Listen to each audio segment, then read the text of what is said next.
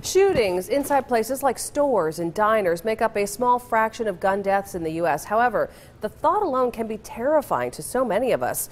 So what would you do? 7 News reporter and anchor Ben Hoover went searching for some real-world advice, and he's here tonight with more on this. So Ben, some of our viewers may be surprised by what you discovered.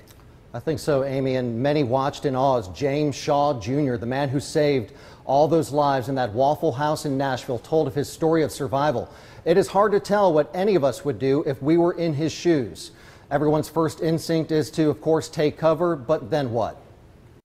I think anybody could have did what I did if they're just pushed in that kind of cage. The actions James Shaw Jr. managed to pull off are a case study in warrior mentality for people like Chad Ayers. That spirit of, I'm not going to be a victim. He saw an opportunity to act and to stop the killing, and he did that. Ayers and his team of experienced SWAT officers make up Proactive Response, a group that shows employees what to do in situations like Nashville and now in Dallas. Give yourself an opportunity to survive. We all have something to live for.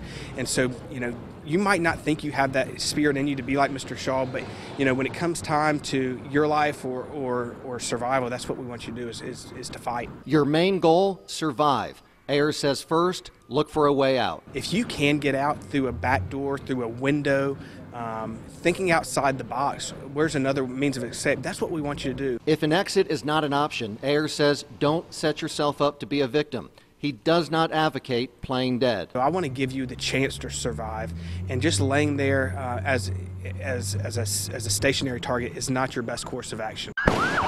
Next, think fast. You might only have a split second to act. Look for opportunities, something simulated active shooter situations like this help prepare you for.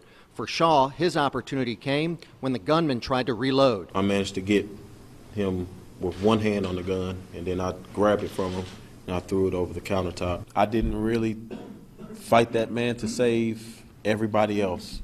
I know that might not be a popular thing, but I'm really honest. Ayers says saving yourself is a normal reaction that can result in saving others.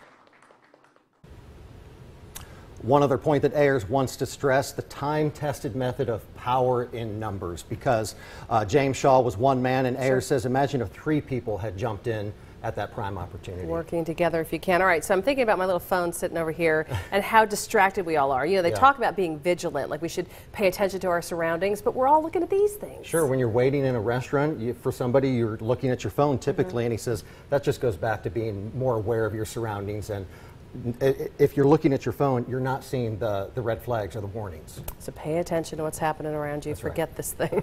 Ben Hoover live tonight. Thanks. Sure.